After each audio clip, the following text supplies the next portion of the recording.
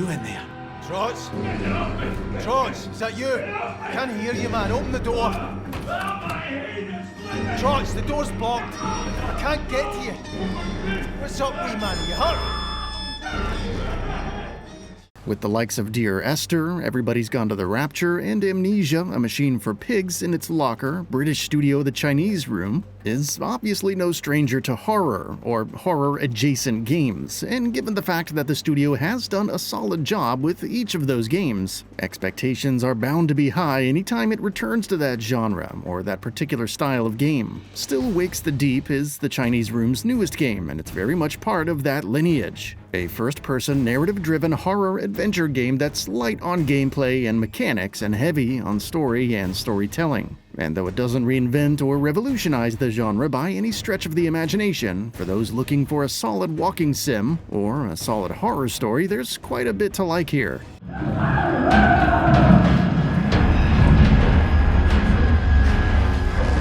No! Douglas! Douglas!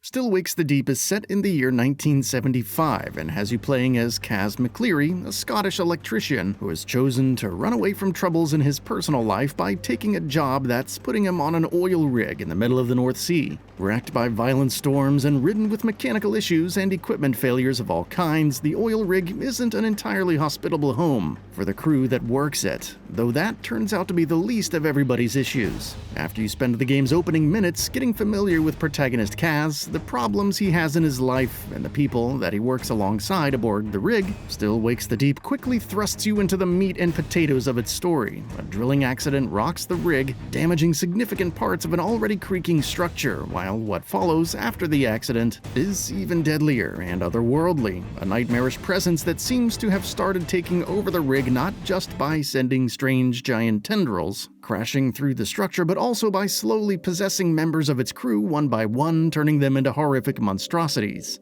Now it falls to Kaz to unravel the mysteries of what exactly has gone wrong aboard the oil rig, but more importantly than that, try to find a way back home, all while avoiding the clutches of the horrors that stalk the rig's halls and chase him through it. It's a strong core premise, thanks in large part to the fact that right off the bat, a failing oil rig in the middle of nowhere is an incredible setting for a horror story.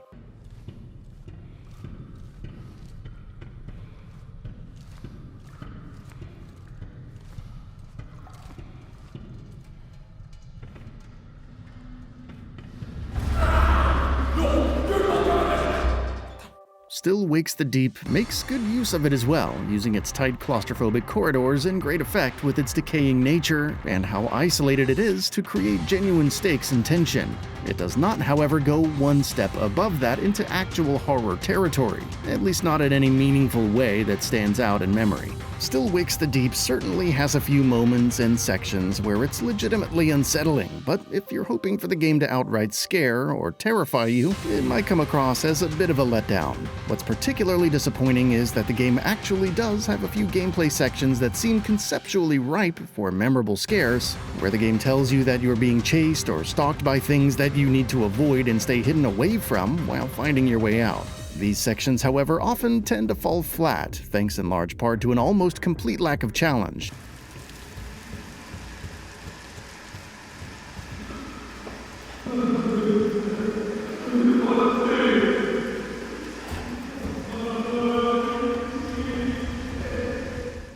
I realize that difficulty and mechanical complexity aren't necessarily things that you should be expecting from story-driven adventure games, but what's even the point of having gameplay sections that implicitly promise something along those lines if you don't intend to follow through? Rather than making good on its conceptual horror potential, Still Wakes the Deep's bigger strengths lie in the atmosphere that it creates, as well as its cast of characters. The latter in particular is propped up by strong writing and voiceovers. With protagonist Kaz McCleary in particular being one of the cast's more compelling members, the overall lack of true scares is definitely a bit of a disappointment. But across its runtime of about 5 or so hours, the game does nonetheless do a decent enough job of keeping you invested in its story.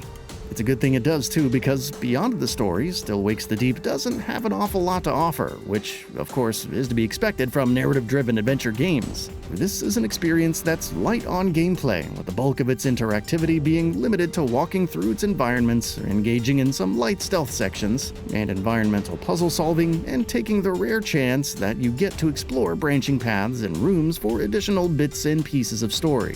If you've played a walking sim in the last decade or so, you're going to have a pretty good idea of what to expect from Still Wakes the Deep in the gameplay department. Still, in spite of its simplicity and straightforward nature, I wouldn't say Still Wakes the Deep is not fun to play. There's the obvious fact that the biggest draw here is obviously the story, and the story, as I mentioned, is engaging enough to keep you going even through some of the game's less mechanically interesting sections. Beyond that, however, from a pure mechanics perspective, Still Wakes the Deep deserves credit for having you engaging with well-crafted environmental puzzle solving and navigation puzzles at a steady pace, so that there is, at the very least, always a feeling of constant forward momentum. That's also down to the strong design of the environments, especially from a visual perspective, right from the game's opening sections, where you'll be admiring the attention to detail and crispness of visual quality when walking through the rig's fairly ordinary-looking interior and exterior environments, to the later sections where you're walking through rain, wading through flooded corridors, slowly creeping through vents, or feasting your eyes on some of the more otherworldly sights that you will get to see later on in the game,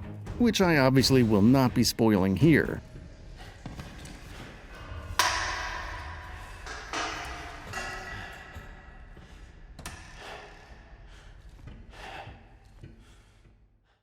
Still Wakes the Deep has a clear sense of strong environmental design, something that it backs up with similar strengths in art design and how impressive the graphics look from a technical perspective. Still Wakes the Deep is ultimately unlikely to make a believer out of you if you've still never been one for walking sims, or whatever it is you choose to call that brand of adventure games. Straightforward design and pared-back mechanics make for what is, from a gameplay perspective, a serviceably yet unremarkable experience, while from a narrative perspective, the game fares significantly better, even if it does let itself down in the horror department in several ways. It's still compelling enough to push you all the way to the credits.